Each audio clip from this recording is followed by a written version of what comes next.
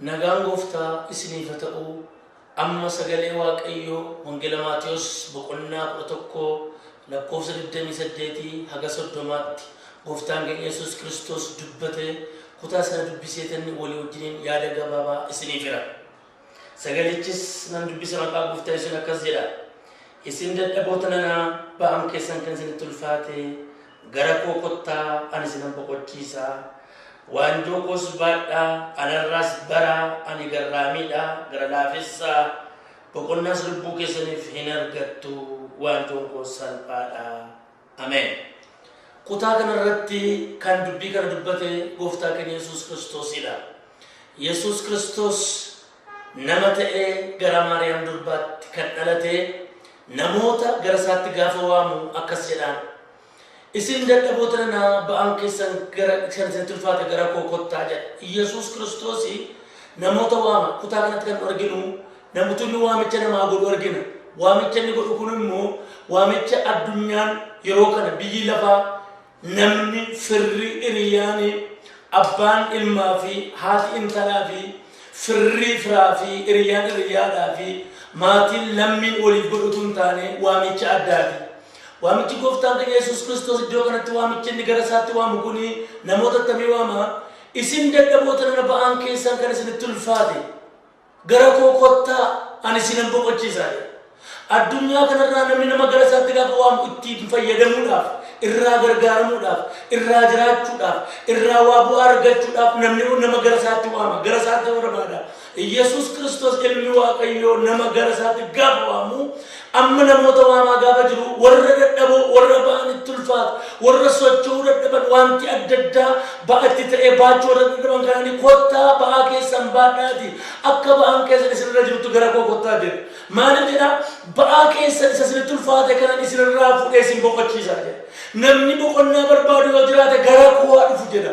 Baatuma baatuun isuma itti ulfaate isuma baate socho'uu dadhabe sana baate gara koo dhufu maal akka ta'uufi an akka isa boqochiisuuf jedha.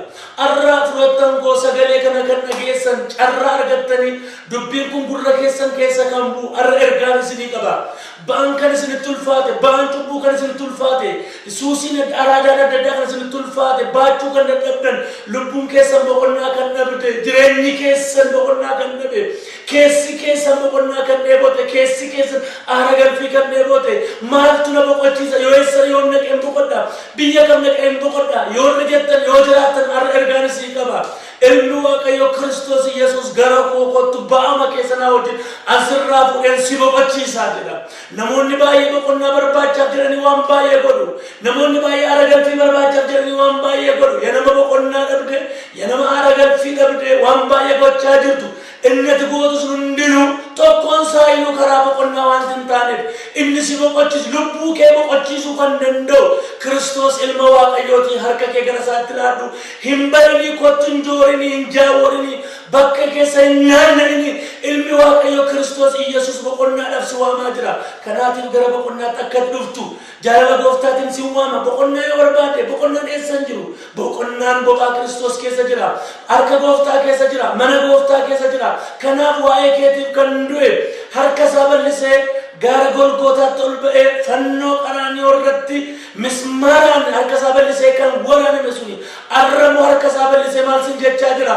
Kottu siif fannifameera, kottu siif dhiphadheera hin dhiphatin, kottu siif du'eera hin du'in, kottu siif gatii kaffaleera gatii hin kaffalin, kottu siif jooreera hin joorin, kottu siif jedhee waan dhugeera ta'an dhugin hin naanna'in, biyya lafaa kana keessa hin joorin, bineensis hin nyaatin. Seexanni harka keessa sin galchatin kottu boqonnaadhaaf si barbaadaa jedhe Yesuus Kiristoos ilmi Waaqayyoo boqonnaan si waamaa jira. Obbolee koo kottu gara gooftaadha. Obbolee koo kottu gara boqonnaadha. Harmee koo kottaa gara boqonnaadha. Abbee koo kottaa gara boqonnaadha. Firoottan koo kottaa gara boqonnaadha. Hiriyyee koo kottaa. Obbolee koo maaliif badda maaliif duuta maaliif badda maaliif duuta soora bineensicha maaf taata. Siwama inama yuwa ekinin akabadisa kinjatani sindagane yitiri adake garasa kotu midar bamun dumtu yitiri yaada kee gara isaa kottu ni darbaa hundumtuu.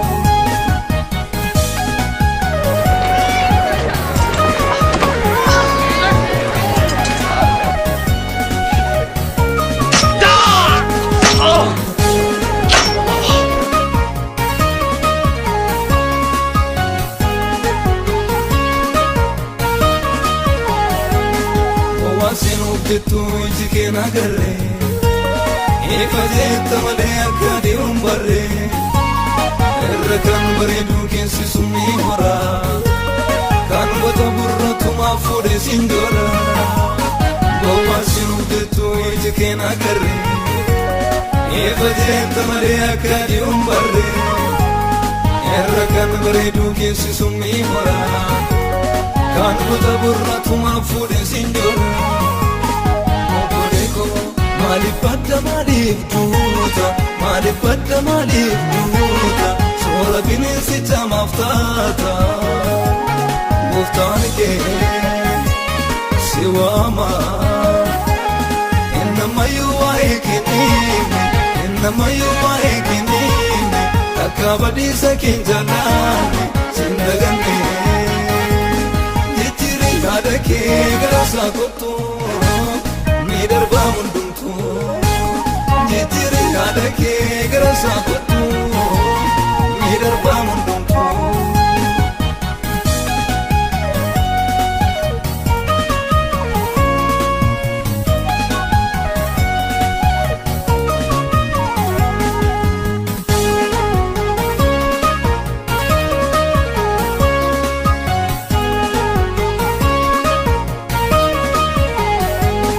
Gabbisi boonsisuuf hin taa'ika galbisaan dhibbatuun siif qaba bakka yerootti gaamiti meeddu daraarrisa namni nyaata miti sadaba fonkisa.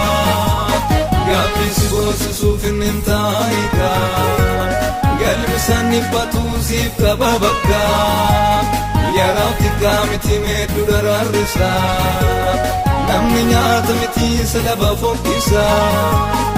Obboleeko maalif badda maalif duuta maalif badda maalif duuta soora bineensicha maaf taata gooftaan kee si waama innamayyuu waa'ee kennime innamayyuu waa'ee kennime akka badiisa keen jaalaanne sin daganne.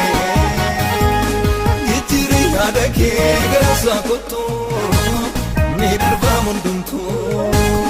Jijjiirri yaada kee gara isaa kottu ni darbaa hundumtuu.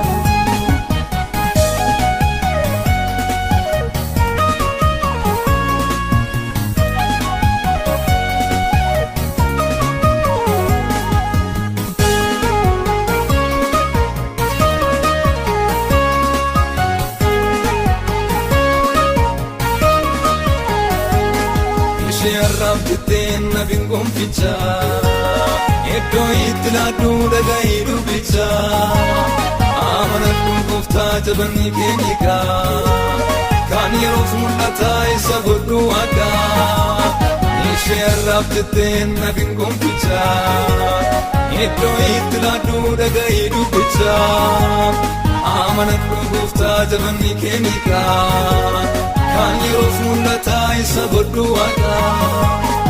Obboleeko maalif badda maalif duuta maalif badda maalif duuta soora bineensicha maaf taata gooftaan kee si waama innamayyuu waa'ee kennime innamayyuu waa'ee kennime akka badiisa keen jaalaanne sin daganne. Yaada kee gara isaa kottu ni darbaa hundumtuu. Jijjiirri yaada kee gara isaa kottu ni darbaa hundumtuu.